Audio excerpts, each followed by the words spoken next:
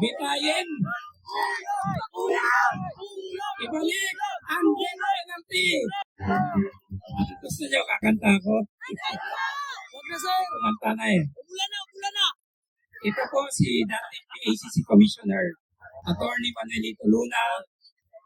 Ang opisina ko dati dito sa Intramuros. At dati taga Manila. Umira po ako dito sa Manila. Kaya mahal ko mga Manileño na nandito. Lumaban po tayo dahil sumusobra na sila. Imagine nyo, nagtatrabaho tayo para sa kanilang bulsa. Ginawa tayong ATM. Napakawalang hiya itong mga taong to. Kapal mooks. Kahit igilid, gamitan mo ng knife yung mukha, hindi tatablan eh. Napakakapal na mga mukha ng mga maletagang. Anong gagawin natin sa kanila? Bitayin. Ibalik ang DNRT para sa mga mandarambong, kurakot, buhaya ng gobyerno. Hindi dapat naghihirap ang bayan kasi ang mga Pilipino ay likhang masipag.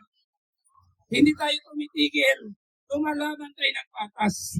Pero itong mga demonyong to, mga buhayan to, hindi lumalaban ng patas.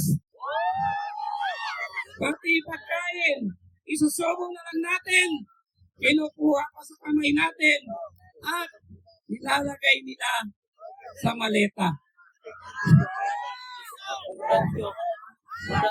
Bilang abogado, ang hinihingi ko pa sa inyo, magdasal tayo para sa dalawa kong kaibigan. Si Senador Rodante Marcoleta at si dating Congressman Mike Defensor. Sila po ay biktima ng maling hustisya. Hendalo, inventong kaso.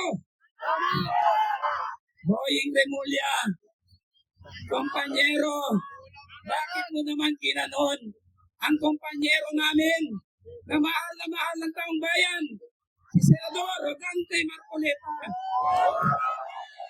Walang ibang ginawa kung hindi magsilbi sa bayan. Napakasimpleng tao. Ang gusto lang niya katotohanan, ginanon mo. Babalik ang karma. Karma is real. Babalik lahat yan sa inyo. Hindi kami titigil hanggang hindi nakakamit ang hustisya para sa bayan, para sa bayanang Pilipino. Imarka nyo yan sa bato. Maraming salamat, mga kapatid. Isa pa pong bagay ng ating pagtitipon ay para ipabatid natin sa ating gobyerno na hindi natin nakakalimutan ang iskandalo ng flood control. Hindi natin nakakalimutan ang malawakang nakawan, ang pagnanakaw ng ating pera.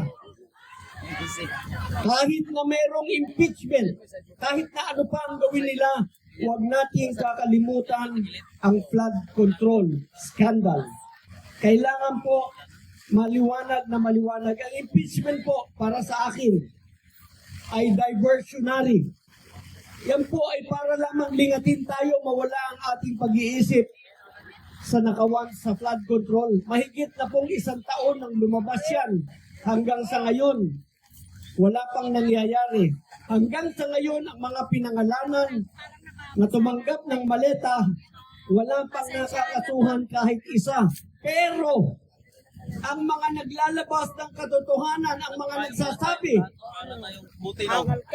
kung sino ang magnanakaw, sila ang kinakasuhan. Ipasok mo sa cellphone mo. Ay, opo. Sa ikaw ang aking kinubera. Mamaya po, imbitahin ka rin namin sa ibang araw. Kayong ari dito para madinig ka ng ating mga kasama. Ngayon, ito po, pag bumaha sa lugar ninyo, ipasa niyo po sa social media, ipakita natin sa ating mga kababayan na sa lugar ninyo ay bumabaha dahil yung mga flood control na dapat sana ay naipagawa at napigil ang baha para tayong lahat ay mabuhay na matiwasay at ligtas. Hindi na mangyayari yon dahil ninakaw na nila yung pera. Ipakita po natin sa ating mga kababayan sa lugar natin bumabaha. Sinadya ko yan.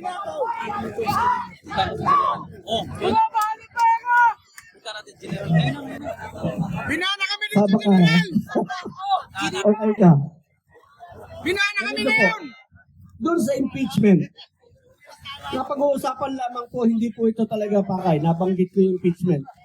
Sa impeachment po, pag totoong talagang may ebidensya sila, sa totoo lang po, ang usapan sa impeachment, ebidensya. Magmulang umpisa hanggang matapos ang impeachment, ebidensya ang usapan. Pero, pag wala kang matibay na ebidensya, ang kakalkalin mo yung 24. Ang kakalkalin mo yung 16. Pipilitin mong pababain dahil wala kayong numero.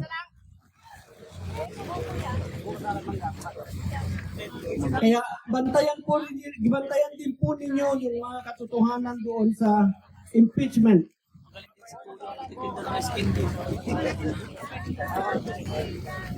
May kaso ang mga may kaso na ba yung mga napangalanan at tumanggap ng maleta? Si Martin Romualdez, may kaso na ba? Si Tito Soto, may kaso na ba? Si Congressman Benny Abante, may kaso na ba? Hindi ba niya congressman? Si Congressman Stella Kimbo, may kaso na ba? Congressman ba yan? Congressman? O sandali lang, yung kaibigan ko, si Erwin Tulfo, may kaso na ba? Si Pindalaw! May babae mayroon! May kaso na ba? Si Mike Defensor. May kaso na ba? Si Senator Marcoleta. May kaso na ba ang Brave 18? Si General Pokis. Hostisya! Ano na, ito na yun. Hostisya! Ito pa, yung maganda. May kaso na ba? Si Cathy Binag. O, meron. May kaso na yun. Mga kababayan, Ikaw sir, may kaso na! ito lang po ang ihahabilin ko sa inyo. Kaso ka ba? Pag ang mamamayan ay maalam, pag ang mamamayan ay makikialam, ang mga may kapangyarihan hindi makakapagmalabis. Kaya manatili tayong alert, manatili tayong lumalaban katulad nito. Sana po pakita natin sa susunod na Biyernes, mas marami tayo dito. Kasi sa susunod na Biyernes, hindi na ninyo kailangan ng payong. Walang bagyo. Maraming salamat po sa inyong pakikisa sa